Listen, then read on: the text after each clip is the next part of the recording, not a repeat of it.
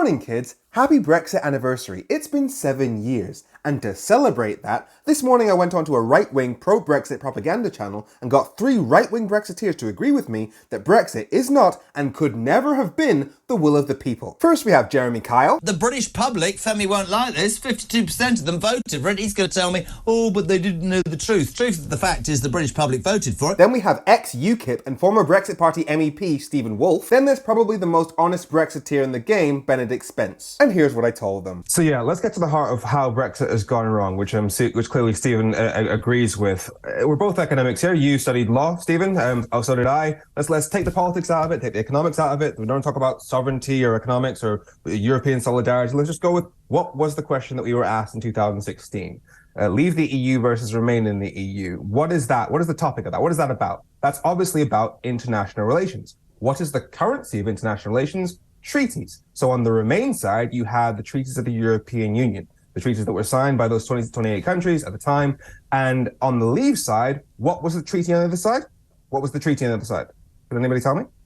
No, because it hadn't been negotiated yet. We didn't negotiate it until 3 years later, arguably 5 years later, with the actual trade agreement. So leavers, people who voted in 2016, it was literally impossible to know what you were voting for in 2016, which is why we had 3 years of Brexit people, Brexit supporters, arguing amongst each other over those 3 years. The Brexit Party rejected Boris Johnson's deal. Nigel Farage, your former boss, he said that given a choice between Boris Johnson's deal and Remain wins that referendum and wins it every single time. The DUP, another part of 52%, didn't want that deal. And yet the problem was, all of you claimed to want the same thing. There were people who wanted no deal, as your party wanted, Stephen. There were people who wanted a simple free trade deal. There were people who wanted to be still in the single market. You didn't want the same thing, whereas all the 16 million people who voted to remain all voted for the same treaty. Right. And the replies... Hey there, Femi. Benedict Spence? Yeah, he's not wrong.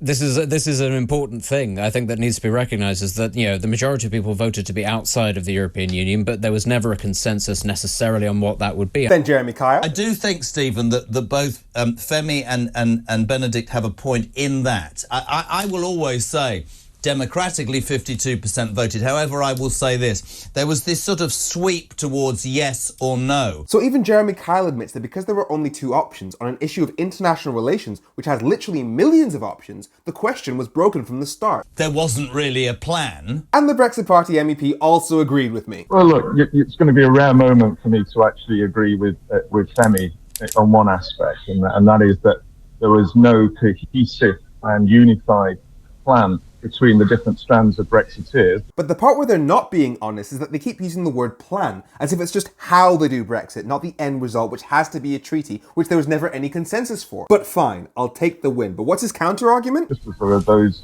within the European Union who want to see the European Union move into one nation state, and others think that they can have this conglomeration that works now. Okay, so he's trying to argue that the 48%, so Remainers, didn't want the same thing either. But we all voted for the same treaty, or the conglomeration that works now, as you put it. In order for that to have changed into this United States of Europe that you're all scared of, the UK government would have needed to agree to a new treaty. But it was UK law, as of the European Union Act of 2011, that the UK government could only sign a treaty like that if the people of the UK voted for it in a referendum. So the 48% Remainers voted for something that was fixed and well-defined, whereas the 52% Leavers voted for literally anything else. But his main counter-argument was this. The only thing that I disagree is absolutely everybody agreed in the Brexit camp is that we wanted to leave the European Union to have control of our government, the laws. You say that the one thing that people on the Brexit side were agreed with was this idea of sovereignty, of controlling our government.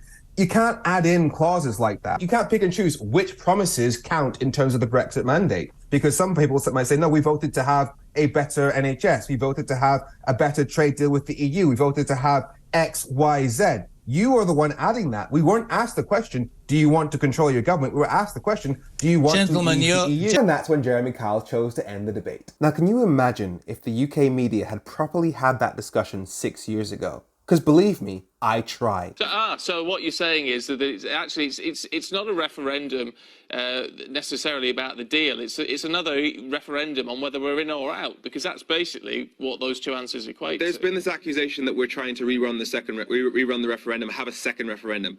If you ask me right now, should we have a referendum on Brexit, I would say absolutely not, because then you'd be able to say the same things you said back in 2016. Brexit might mean this, it might mean this, it might mean this. Whereas come October, come November, we will actually be able to have a deal. We will be able to see Brexit means this, this, and this, line by line. And if people can actually see the deal they're signing, that's a far better reflection of the will of the people than the theory of do we like the EU or not? Because that's actually, I mean, who signs a deal without actually getting to see it first? A people's vote on the Brexit deal is the only democratic way forward, given that most people are not happy with the way the government's doing this. So I was saying the same thing back then, so why has it taken them 7 years to admit it? It's because they never actually cared about the will of the people. They knew that the 52% were never all going to support the end result, but winning and beating Remainers was all that mattered to them. For the record, I'm not including Benedict Spence in that because he was actually pretty reasonable during that period. But we're only in this position because most Brexiteers claim to want the same thing, even though that was clearly a lie, and the consequence of that is that our country is significantly poor. Millions of people have been thrust further into poverty during an economic crisis. Which is why I'm wearing this shirt today, because we need to make the point that nationalism is not patriotic. Nationalism has taken £1,000 away from every household in the country during a cost of living crisis. Nationalism has gotten people killed in our NHS. Patriotism means supporting policies that improve the lives of people in your country